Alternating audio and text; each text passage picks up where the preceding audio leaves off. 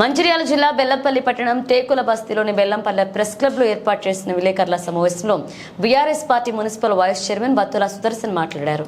నూతన కూరగాయల market inauguration అనంతరం కూరగాయల మార్కెట్ సముదాయం ఏర్పాటు చేసిన సభలో మున్సిపల్ చైర్మన్ జక్కుల శ్వేత మాట్లాడుతూ నూతన కూరగాయల మార్కెట్కు మాజీ ఎంపీ స్వర్గీయ వెంకటస్వామి పేరును నామకరణం చేయాలని సభలో ప్రస్తావించడం బాధ కలిగించిందని, బీఆర్ఎస్ పార్టీ టికెట్తో గెలిచి గత ముఖ్యమంత్రి చంద్రశేఖరరావు మాజీ ఎమ్మెల్యే దుర్గం చిన్నయ్య సహకారంతో మున్సిపల్ చైర్మన్గా ఎన్నికై నియోజకవర్గ ఎలక్షన్స్ అనంతరం కాంగ్రెస్ పార్టీ అధికారంలోకి రావడంతో బీఆర్ఎస్ పార్టీని వీడి కాంగ్రెస్ పార్టీలో చేరిన మున్సిపల్ చైర్మన్ జక్కుల శ్వేత ఎమ్మెల్యే గడ్డం వినోద్, ఎంపీ గడ్డం వంశీకృష్ణ మన్ననలు పొందే క్రమంలో సభలో అలా ప్రస్తావించడం చాలా బాధ కలిగించిందని, కూరగాయల మార్కెట్ నిర్మాణం బీఆర్ఎస్ ప్రభుత్వ హయాంలో మొదట 2018 తర్వాత 2021 రెండవసారి డబ్బులు విడుదల అవడం జరిగిందని ఆ విషయాన్ని ఒకసారి గుర్తు చేయడం జరిగింది.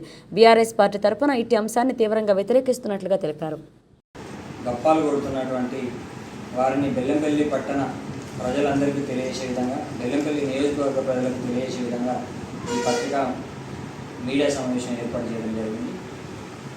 మాకు చాలా బాధ కలిగించిన విషయం ఏంటంటే, మొన్నటికి మొన్న కూరగాయల మార్కెట్ ఇనాగ్రేషన్ రోజున మున్సిపల్ చైర్మన్ గారు మాట్లాడుతూ గౌరవ కాకా వెంకటస్వామి గారి పేరును ప్రతిపాదించాలి, దానికి కౌన్సిలర్లు అందరూ కూడా తీర్మానం చేయాలని చెప్పేసి ఆమె మైకులా చెప్పడం మా మనసుకు బాధను కలిగించింది.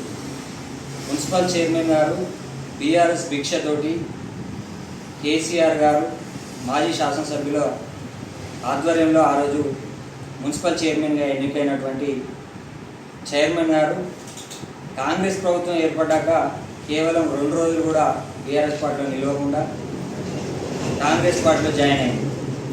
అయినా కూడా మేము పెద్దగా మా మనసు నొక్కుకున్నా కూడా పెద్దగా విమర్శించదు.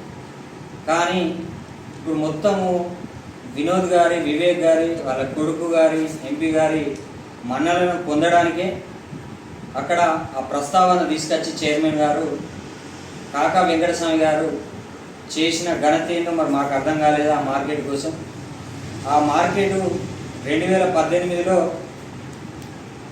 ఇచ్చినటువంటి డబ్బులను, కేసీఆర్ గారి ప్రభుత్వం ఇచ్చినటువంటి డబ్బులు, అదేవిధంగా 2021లో ఇచ్చినటువంటి డబ్బులను మొత్తం మీ ముంగట ఉంచడం జరుగుతాము.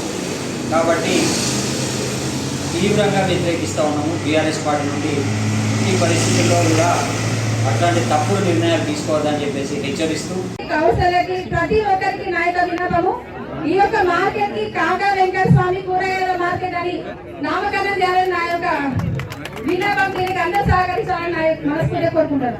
మీరందరూ సహకరిస్తే మాకు అవసరం తీర్మానం చేసుకుంటాం సార్.